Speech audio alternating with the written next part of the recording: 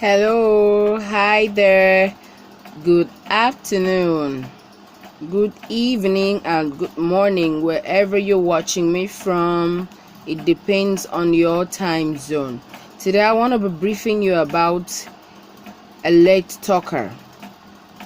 So, first of all, I'm talking about late talker because this particular thing is very, very common amongst children of this age and time.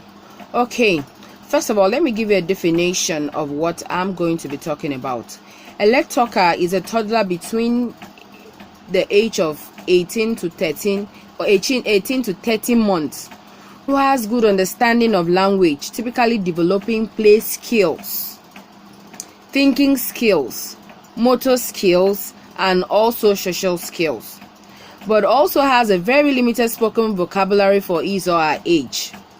The difficulty late talkers have is specifically with spoken or expressive language, and this group of children can be very puzzling. Like, they have all the building blocks for spoken language, yet they don't talk or talk very, very little.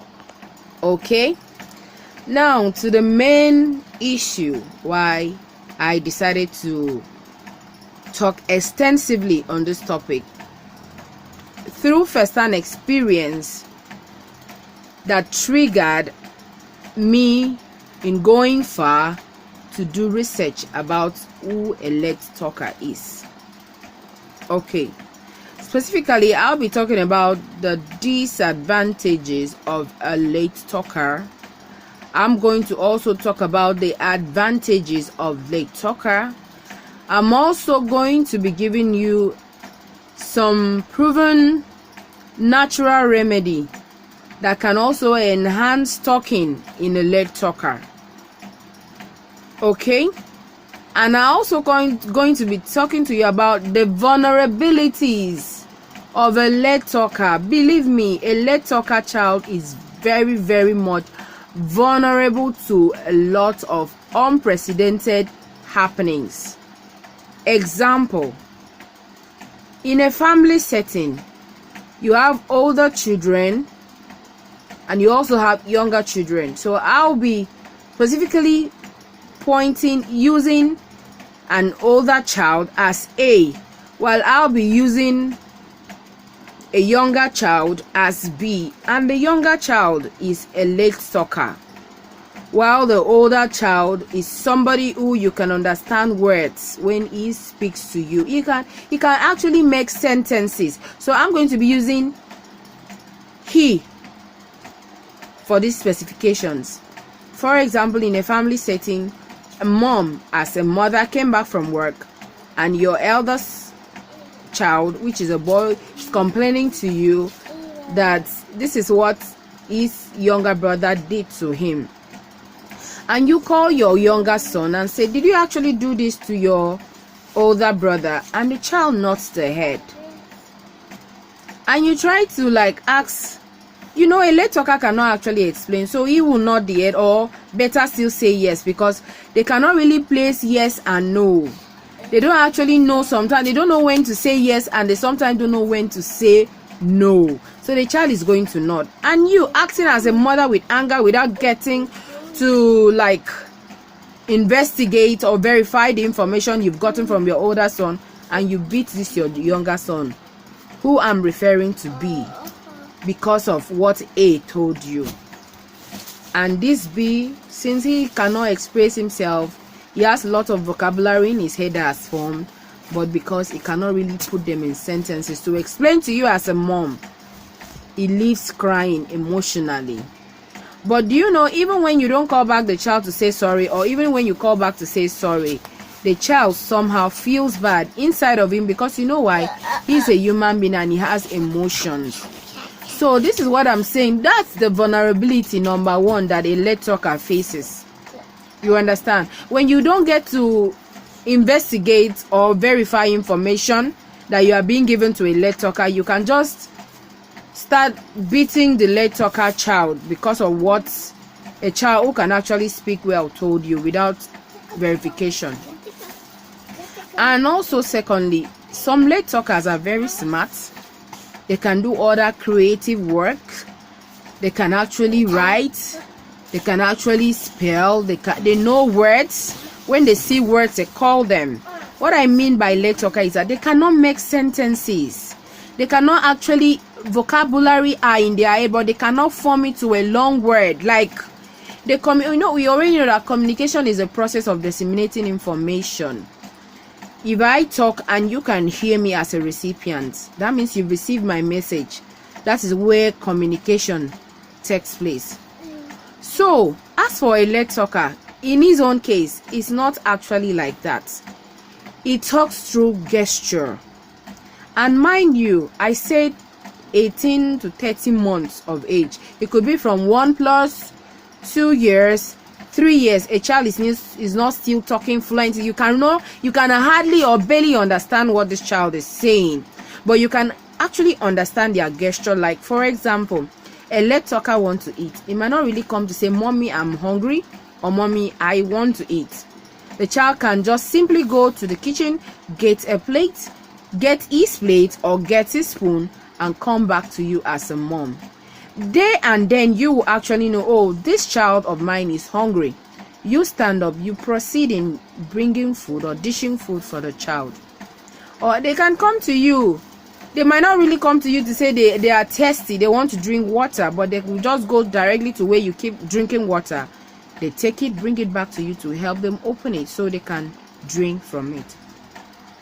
So, a late talker is a child who do not form speech. He has a lot of words in his head, in his mind.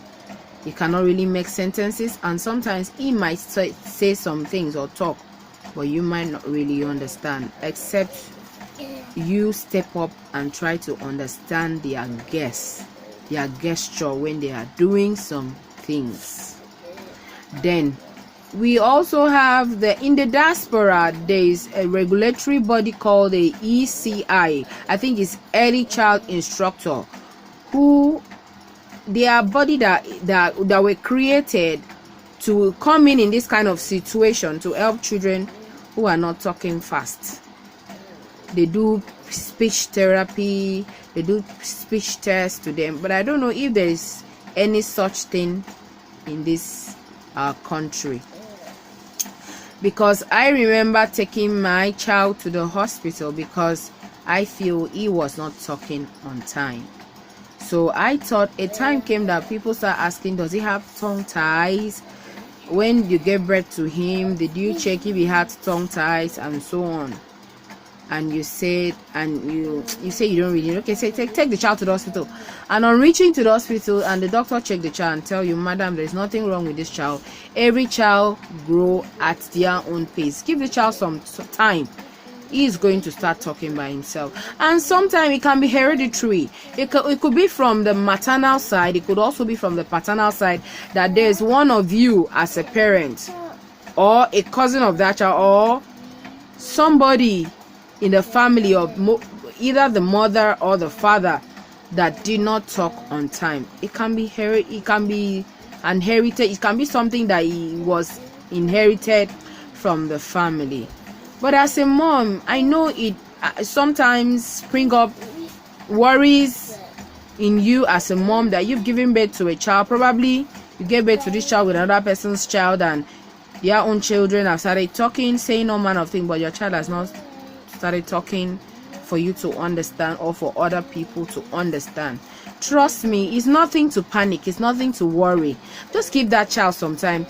So long as you've noticed, that you've observed the child, that it is not autism, it's not Down syndrome, it's not ADHD, it's just a speech issue, and the child is not also having tongue ties, just be rest assured that that child will definitely start talking when it gets to a particular age.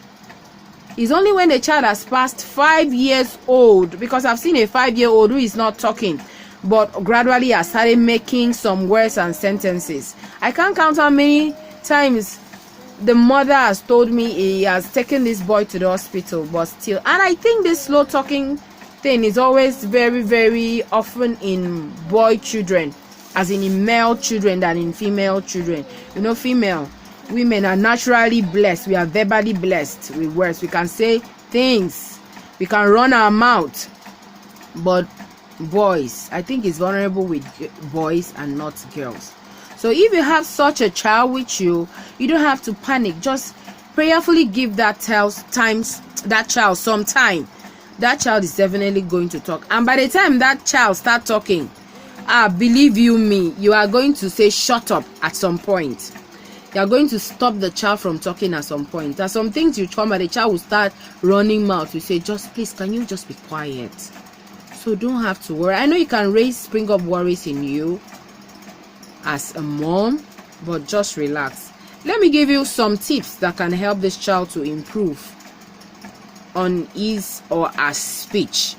When you are on a walk, taking a walk with this child by the roadside, try to engage this child in talk as often times as possible. Like, for example, you are moving by a pathway and a car just passes by. You two talk about that car, talk about the color, the tire, how many tires does the car has, what's making the car run like that with speed, what do they put in the car to make the car move. As human beings, we know that we move because we have breath of we can breathe, and we have bones. Our bones are strong, that's why we walk. But car, is a car a human being? The child might not really understand. So you use that time to engage the child in a talk. Tell the child, oh, it's fuel, we fuel the car, we have to fuel the car for the car to be able to move. We have to do this to the car. Just talk about the car, the color, the 4 tires, the steering, everything about the car. And oftentimes when you're in the kitchen trying to make breakfast, meal, lunch for the family, invite the child, as in make this child close to you. Communicate positive things to this child. Engage this child in talk. Always engage this child. When you're in the kitchen cooking food, okay, for example, this is a process of making jollof rice. Try to tell the child, this is how you parboil your rice, you wash it, this is what you do, you cut your onions, you blend your pepper, your tomatoes. Just try to engage the child in talk. Those are the remedies of improving speech and sentences in a late talker. But the fact that the child is not talking now does not mean the child will not talk forever. Exception of issues that the child is autistic, the child has ADHD, or the child has Down syndrome. Those are the traits that you really need to see a doctor about. But if you've observed your child and discovered that he doesn't have all these traits, he's just a late talker, just have patience with this child. Engage this child at home. You can become the child therapist. Engage this child with different talks at home. Always make sure the child talks, communicates with you. Tell the child about story and invite the child to communicate, to talk, to share the stories back to you. You'll be surprised that this child will start talking in less than no time. Okay, mothers, I just say let me bring this your way through my own first-hand experience and through the research that I did concerning late talkers. So I hope you learn 1 or 2 things. Anything, if you have a late talker with you at home, or you know a child that is a late talker, please share this video to them. Please share, like, subscribe. Please give this video a very wide view.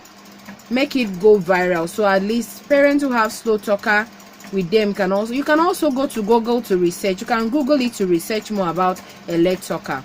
You will definitely have chills, and you also learn 1 or 2 things about children who do not talk on time, and why not to worry, and when to start worrying. Please share this video, like and comment. If you have other beautiful ideas on how to improve the life of a late talker to start talking, please do make sure you comment on this video below so that others who are going to see this video will also learn. Okay, till I come your way some other time, stay blessed, stay positive. In these striving times, I know it's very, very difficult to cope. Everything is just on a high increase. Nothing is coming down. Everything just go higher. But don't get depressed. just be happy. Just have it at the back of your mind that you have why you are living. Stay positive. That's all I can say. Till I come your way some other times. I love you. Bye.